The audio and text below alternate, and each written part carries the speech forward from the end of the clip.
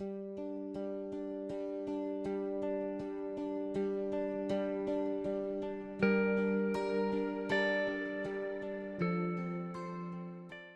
221 BC, the first emperor, Qin Shi Huangdi, conquered the warring kingdoms and united China.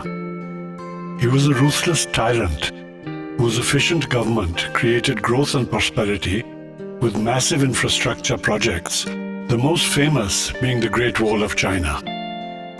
1644, the Manchu Qing dynasty conquered China, and over the next 267 years, made China into a great power. The great Qing Emperor Qianlong, a contemporary of George Washington, expanded China's territory to 11 million square kilometers. China's wealth grew to 1/3 of the world's GDP. Between 1840 and 1940, China suffered a century of humiliation in which she was defeated and robbed of her wealth by foreign powers, the Europeans and the Japanese. In the mid-19th century, the West purchased great quantities of Chinese goods, tea, porcelain and silk, but had problems paying for these due to a massive trade deficit. To balance trade, the East India Company brought in opium from India to sell to China. The emperor did not want to flood his country with opium and tried to resist, but he was defeated in the two opium wars, which forced China to accept opium as payment for their tea, porcelain and silk. Shortly after the Opium Wars, China was torn apart by the strange Taiping Rebellion, when a young man Hong had a vision that he was the son of God and the younger brother of Jesus. He led a bloody rebellion that lasted over a decade and resulted in 20 to 30 million deaths, further weakening the empire. The Taiping Rebellion was followed by the strange Boxer Rebellion, in which the crazed Boxer fighters, believing themselves immune to bullets, attacked the Europeans with their strange boxing movements. They were mowed down by rapid fire from the armies of the West. In the last decade of the 19th century, the Japanese invaded. By the end of the 18th century, China was the richest country in the world, with 1/3 of the world's wealth. In 100 years, by the end of the century of humiliation, China was bankrupt, her people wretched, and her sovereignty a joke, as foreigners took what they wanted and dictated how China's governments were to behave. In 1911, the Republic of China was born, and Sun Yat-sen became the first president.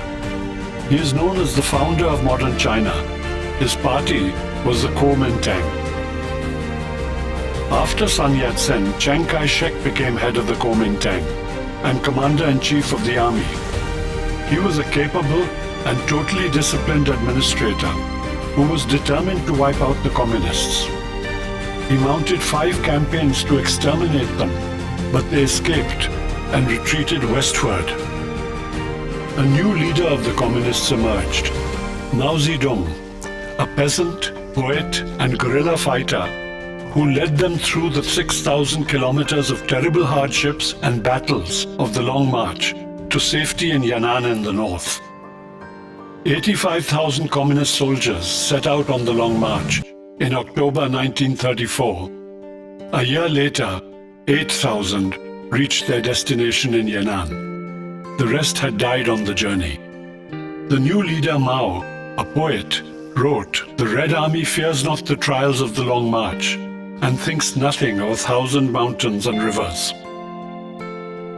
Now there were 3 powers in China: Chiang Kai-shek and his ruling Kuomintang party, Mao and the communists in Yan'an, the Japanese who were conquering more and more of China's territory. At the end of World War II, the Japanese were defeated by the Americans, who dropped 2 atomic bombs on Hiroshima and Nagasaki. With the ending of the Japanese threat, the civil war between Chiang and Mao resumed. In 1949, the victorious Mao and his communists captured Beijing and declared the birth of the People's Republic of China. Chiang fled to Taiwan, where he set up his rule. The communist leaders moved into Zongnanhai, the imperial residential complex beside the Forbidden City. In 1949, the most important communist leaders under Mao were Liu Shaoqi, Zhou Enlai, Deng Xiaoping, and Chen Yang. The most important marshals of the Red Army were Zhu De, Peng Dehuai, Lin Biao, and He Long. Mao's takeover was a revolution. A revolution is not a dinner party, it is violent, and Mao was a violent man. In the countryside, he expropriated the landlords, 2% of the population, who owned 40% of the farmland. Over 1 million landlords were killed.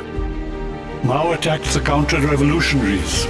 700,000 were killed, 1.3 million convicted, 1.2 million sent for forced labor, and 300,000 for re-education.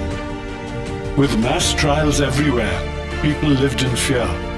Street crime, prostitution, drugs, theft, and even begging were eradicated. A communist economy was established. Hardly a year after the birth of the People's Republic, the Korean War began. Stalin persuaded Mao to fight in support of North Korea on the promise of air support. When Mao moved his forces into Korea to fight the combined forces of South Korea and America, the USSR failed to deliver the air cover. With the threat of a nuclear attack hovering over him, Mao did not falter. Despite heavy losses, which included his son, who died in the Korean War, he bravely held back the US troops, resulting in the division of Korea. After the Korean War, Mao had nowhere to turn except to the USSR. He moved forward to a Soviet-style economy. Heavy industry, minimum consumption, maximum savings. Mao announced that he would sacrifice a generation to build a future for China. It seemed to work, and the economy grew. Industry grew at a furious pace. Between 1949 and 1976, under Mao, industrial production grew by 30 times. Success went to Mao's head, and in 1956, Mao announced the Great Leap Forward to catch up Britain's economy in 14 years. It was to prove Mao's greatest disaster. Labor, materials, and massive effort was put into producing steel by backyard furnaces that hardly worked. The steel produced was not fit for use. The dislocation of farm labor resulted in falling grain production and falsified figures that made the problem even worse. A great famine resulted in 30 million deaths. The nation was devastated, and Mao moved to the back benches as Liu Shaoqi, Zhou Enlai, Chen Yang, and Deng took control of the economy. This experienced team succeeded in rebuilding the economy in a few years. By 1966, Mao was again becoming restless. He planned his comeback. He launched the violent and chaotic Cultural Revolution. Frenzied Red Guards attacked party officials, beating, torturing, and arresting those they perceived as anti-Mao or anti-party. In the process, top leaders including Liu Shaoqi, Peng Dehuai, and He Long were killed. Even Lin Biao, Mao's designated successor, died in a plane crash. Others like Deng were sent down to work in factories or farms. Many family members of top leaders suffered. Deng's son, Pu Feng, was thrown out of a fourth-floor window and crippled for life. By 1968, chaos ruled. Mao called in the army to control the Red Guards and to restore normalcy. Mao once more firmly took control. Those who had opposed or challenged him were dead or locked away in prison. The Cultural Revolution destroyed privilege and promoted health and education for the underprivileged. Barefoot doctors served the countryside since there were not enough qualified doctors. Higher education suffered, but education for the masses grew as red not expert became the policy of the day. Mao was now old and infirm. He had only a few years left to deal with the serious problems of a deteriorating relationship with the USSR and the need to build a bridge between China and the US. Zhou Enlai became Mao's valuable second-in-command. Zhou secretly planned the historic meeting between Nixon and Mao in Beijing. Kissinger, Nixon's advisor, coordinated with Zhou. In a dramatic policy U-turn, America and China became friends and allies against their common enemy, the USSR. With China now safe from foreign threat and the old guard gone, Mao appointed a new successor, a reliable provincial leader, Hua Guofeng. The new political balance, comprised of Mao's wife, Jiang Qing, and her gang of 4 on the left, the restored Deng on the right, and the low-key and stable Hua Guofeng to hold the balance between them. By 1976, Mao was a sick old man waiting to die. His lieutenants, Zhou Enlai, Chiang Sheng, and Zhu De were already dead, and Deng once more in disgrace. On 28th July, there was a massive earthquake 200 miles from Beijing. 250,000 people died. In Chinese tradition, such an earthquake was a sign that a great man was about to die. 6 weeks later, Mao died. Hua Guofeng took over as his successor.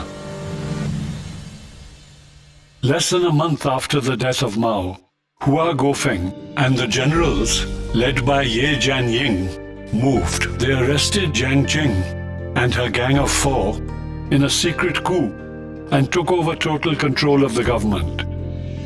Ye brought Deng back to form the new triumvirate of Hua, Ye, and Deng.